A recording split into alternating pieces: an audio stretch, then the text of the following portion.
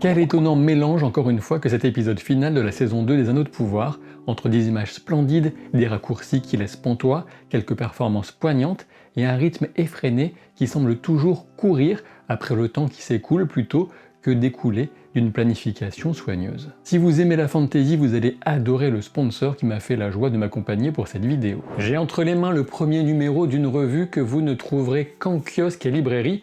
Elle se nomme Chimère et se consacre à l'imaginaire sous toutes ses formes. On y parle de romans bien sûr, mais aussi de bandes dessinées, de mangas, de jeux vidéo, de jeux de rôle même, et de jeux de plateau, chaque fois avec des informations pertinentes, des propositions variées qui pourraient vous donner des idées. Ce premier numéro traite notamment des 50 ans de Donjons et Dragons, des 40 ans de Dragon Ball, avec les projets encore à venir pour la licence, ou même de Star Wars Outlaws, le récent jeu vidéo. J'ai dévoré l'interview de Robin Hobb, l'immense autrice de l'Assassin Royal, j'ai noté des conseils de lecture, de jeux de société et de manga, et je reste impressionné par la richesse du dossier consacré au sorceleur de Sapkowski. Il y a bien plus encore à découvrir dans ces 160 pages qui nous rappellent le plaisir si particulier des meilleurs magazines papier installés aussi fermement dans nos souvenirs que dans nos bibliothèques. Chimère, c'est un jaillissement de magie féerique qui n'aurait pas normalement dû atteindre notre réalité, alors je vous conseille d'en profiter immédiatement puisque ce premier numéro est d'ores et déjà disponible à la vente. En outre, je vous invite à découvrir et suivre Chimère sur Instagram, vous trouverez le lien en description et en commentaire épinglé.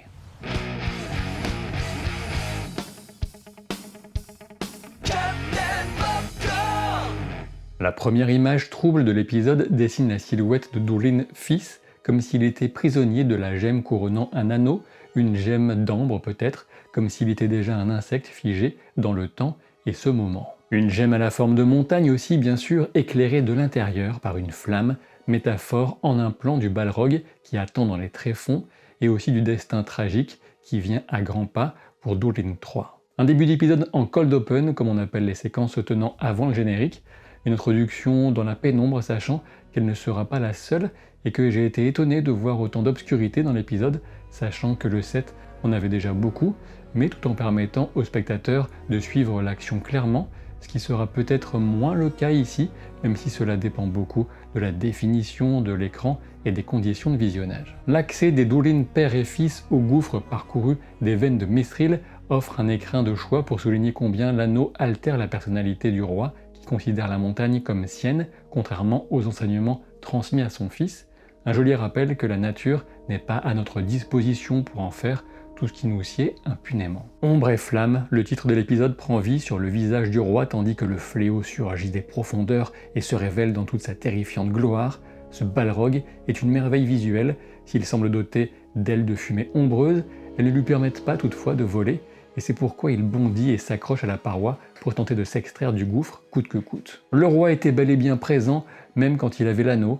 Durin III puise la volonté de résister à l'anneau dans la conviction que ce démon des temps anciens va non seulement tuer son fils, mais aussi détruire leur peuple, leur cité. Une fois l'anneau retiré et son influence repoussée, le roi reprend les souvenirs de son fils pour le rassurer sur sa force et sa propre capacité à régner. Évidemment, on pourrait commencer à rechigner en se disant que l'attaque bondissante de Durin III n'a pas vraiment de sens, mais la charge visuelle et symbolique de ce sacrifice est si intense que je décide d'embrasser mon appréciation de cette scène incroyable. Ceci étant dit, c'est aussi un moyen d'aller vite, trop sans doute, puisqu'il faut aussi justifier pourquoi les nains restent à Khazad-dûm en sachant qu'une telle créature a sans doute survécu dans les profondeurs, et pourquoi le Balrog ne parvient pas à se hisser et à déloger les roches qui lui bloquent l'accès au tunnel par où les Durin sont arrivés. Il aurait été plus logique d'avoir une scène montrant les mesures prises par les nains pour condamner cette partie de la montagne, mais nous l'aurons peut-être en saison 3, puisque le timing de cet épisode ne le permettait pas. Quoi qu'il en soit, on perd au passage Peter Mullan, qui est absolument excellent dans le rôle de Durin III depuis la première saison, tout comme on perdra Adar et Celebrimbor, des personnages particulièrement intéressants. Toutefois, cela ouvrira aussi la voie à des castings de choix pour la suite. Dans une interprétation caractéristique de ce final, obligé d'aller très vite, faute d'un nombre d'épisodes suffisant ou d'une meilleure organisation de la narration, on a l'impression d'avoir sauté 2 étapes, en retrouvant l'étranger de nuit dans le village des Forteaux. De toute évidence, les Hobbits ont déjà perdu la bataille à laquelle ils se préparaient pourtant, un peu facile pour éviter une scène assez complexe et surtout pour passer sous silence les victimes potentielles de l'assaut des Gaudrim. L'obscurité est sans doute choisie à dessein pour introduire le magicien sombre. Il évoque le fait que l'arrivée de Gandalf était annoncée par Manwë. Pour rappel, Manwë est le premier parmi les Valar, ces grandes puissances de l'Ouest, ces archanges si vous préférez. Il est le seigneur des aigles et des vents, l'époux de Varda, celle qui créa les étoiles, et que les elfes appellent Elbereth Gilsoniel. En effet, l'envoi des Istari en Terre du Milieu est une mission confiée principalement par Manwë pour inspirer les peuples libres et leur permettre de trouver la force de résister à Sauron. Les Istari conservent leur libre arbitre toutefois et sont sujets à la corruption et à toutes les faiblesses humaines, comme on a pu le constater avec Saruman, et ici avec ce magicien dont le nom n'est pas révélé. Évidemment, ce magicien sombre ne peut pas être Saruman puisque sa propre corruption surviendra plus tard et surprendra au moins partiellement Gandalf. Les showrunners ont d'ailleurs confirmé dans une interview à Vanity Fair qu'il n'y aurait guère de sens, voire aucun, à ce que ce personnage soit Saruman. On me dira que la même logique s'applique à cette version de Gandalf peut-être, mais dans son cas on a surtout une contradiction chronologique avec les écrits, et encore guère plus. Il était évident que l'étranger était Gandalf depuis l'épisode 2 de cette saison, et déjà c'était extrêmement probable depuis le final de la première saison, bien sûr. Comme j'ai déjà pu le dire, j'aurais préféré un choix plus audacieux en faisant de l'étranger un Istar inconnu du grand public, mais le chemin choisi consiste donc, comme je l'ai souligné tout au long de cette saison, à confier à Gandalf la mission de l'un des mages bleus, du moins dans une des versions envisagées par Tolkien, sachant que son légendaire est en perpétuelle évolution et reconstruction. Si la série utilise Gandalf, c'est que le Tolkien Estate, qui gère les droits, le leur a permis, et on peut comprendre la tentation d'utiliser un personnage aussi emblématique, même si je trouve que cela dénote d'un choix en faveur de la facilité, plutôt que d'une prise de risque créative plus stimulante. J'en reviens au déroulement de l'épisode. Il est frustrant, je trouve, de ne pas en apprendre davantage sur les Gaudrim, ces hommes masqués, sur le fléau qui les accable, et de ne même pas révéler un seul de leurs visages.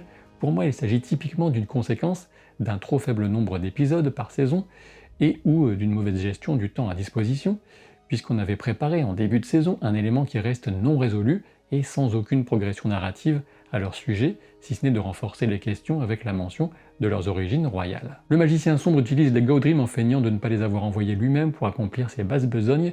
De toute évidence, il cherche à convaincre Gandalf, car il a encore l'espoir de le ranger, de le gagner à sa cause, craignant sans doute de n'avoir aucune chance seul contre Sauron. Alors que Gandalf retient l'éboulement de ses pouvoirs pour permettre aux hobbits de s'enfuir, il voit la constellation dans le ciel qui correspond à peu près à la rune de la lettre G qu'il utilisera comme signature de Gandalf. Ce qui est un peu dommage, c'est que le magicien sombre ne se limite pour l'instant à un stéréotype. Certes, on connaît l'énorme potentiel de Ciaran Hinds, l'interprète, et le look du personnage est plutôt réussi, même si trop inspiré sans doute de celui de Saruman. Toutefois, sorti de ça, cette saison ne nous a absolument rien donné à son sujet, et n'a même pas réutilisé son apprenti mystique rescapé de la première saison, ni même développé la forteresse ou les enjeux de la région. Je reviendrai sur ces points en fin de vidéo, en tentant de me projeter sur la saison 3. Du côté de Númenor, le plan initial sur Nimlos, l'arbre hérité des elfes, voire même de Valinor, est absolument merveilleux et empli de symbolisme puisque le soleil couchant vient embraser les pétales, ce qui renvoie à la fois vers un mélange des lueurs dorées et argentées des arbres de Valinor, tout en préfigurant peut-être un événement à venir. La situation est grave puisque Pharazôn, ou Ar-Pharazôn maintenant qu'il est roi, accuse tous les fidèles de traîtrise et les fait arrêter.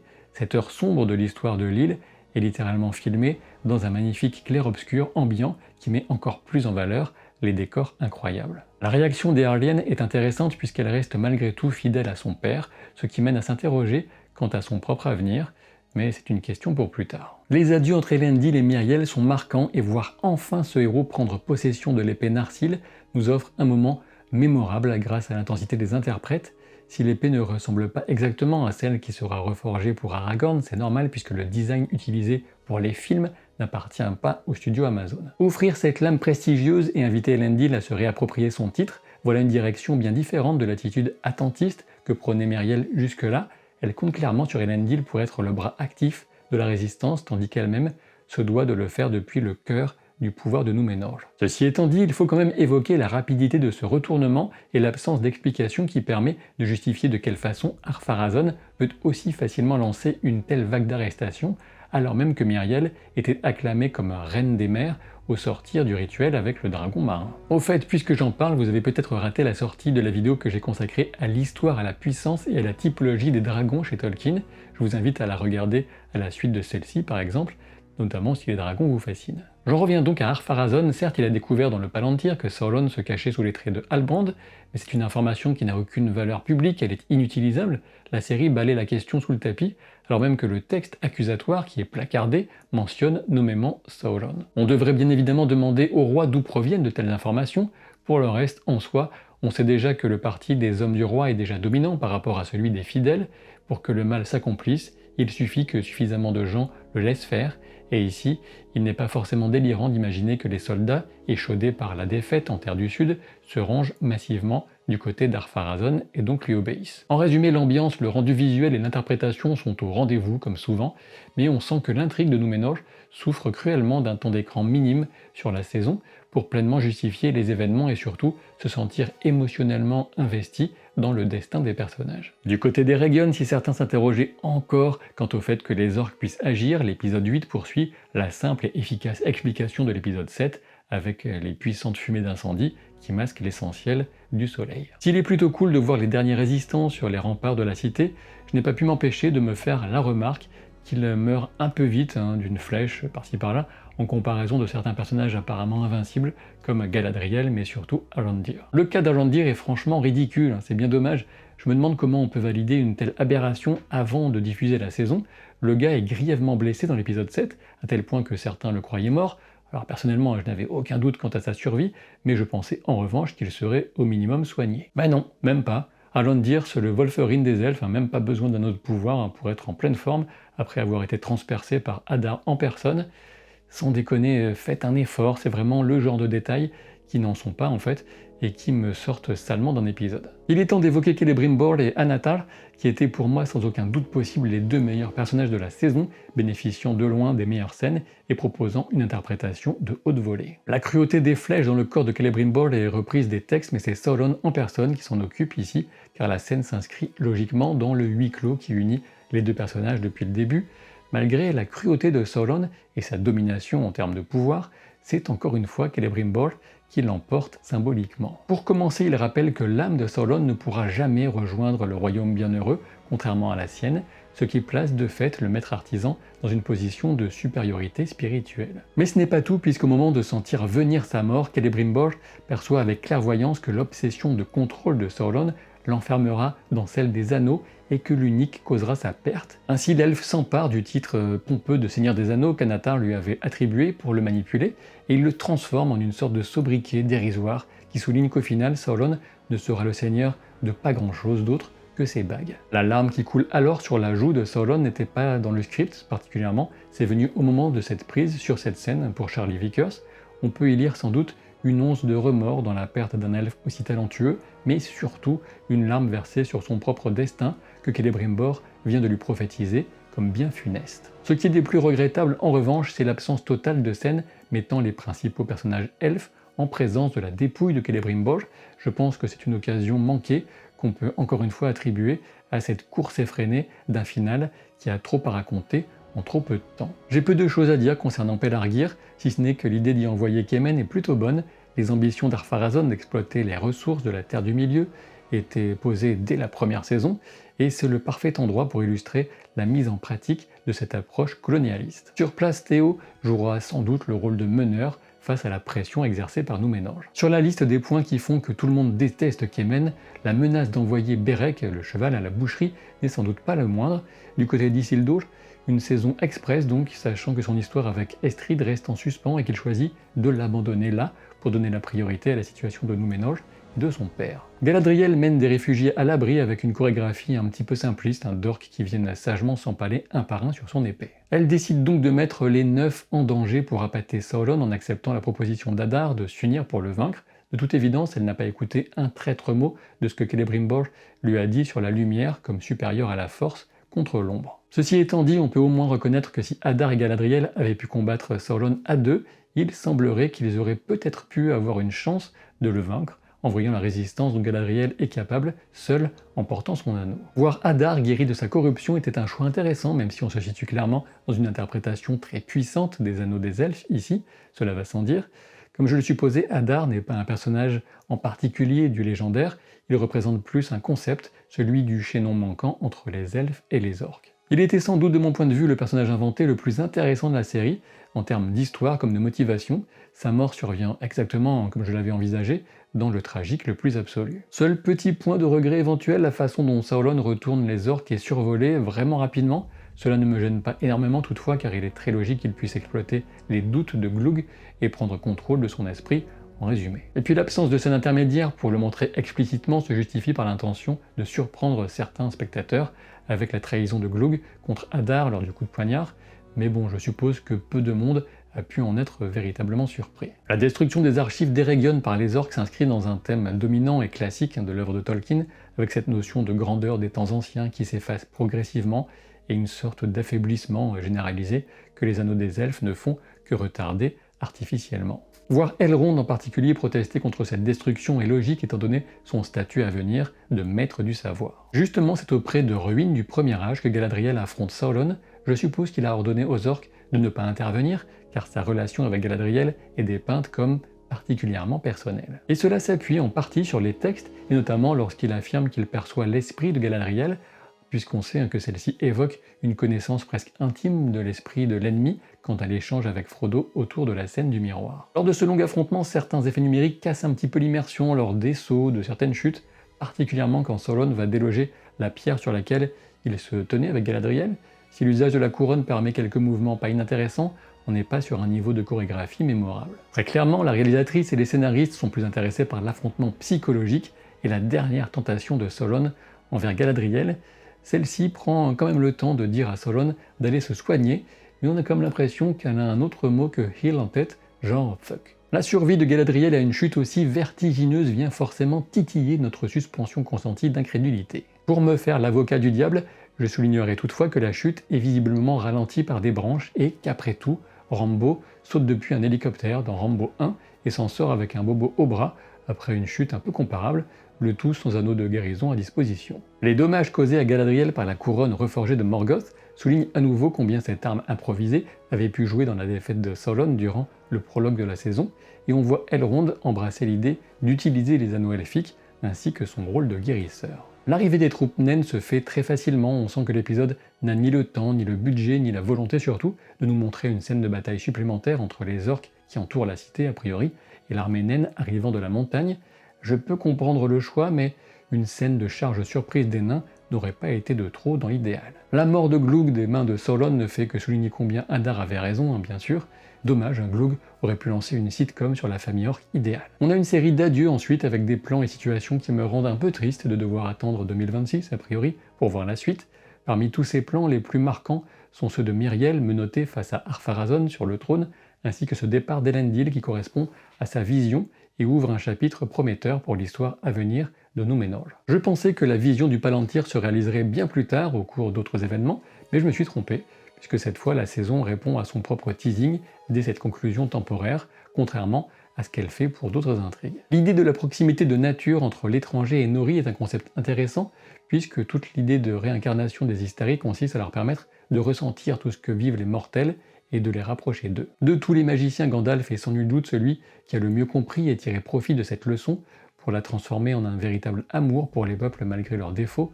La scène de révélation de son nom et la chanson fredonnée ensuite avec Tom fonctionnent étrangement bien grâce à la musique et aux acteurs, encore une fois. Ceci étant, la théière hérisson de Tom Bombadil est quand même l'artefact le plus puissant de la série, j'en suis maintenant convaincu, et je veux la même. Face au trône vide de Khazad-dûm, une scène d'adieu symbolique, mais surtout des pistes pour la suite, avec les nains des montagnes bleues qui réclament leur dû sans qu'on sache vraiment si ce sont les anneaux, pas encore récupérés, ou autre chose, et l'annonce de l'existence d'un frère de Durin avec une concurrence pour hériter du trône. La fameuse vallée où les elfes ont trouvé refuge, c'est bien entendu Rivendell, traduite en Foncombe puis Fandval selon les versions.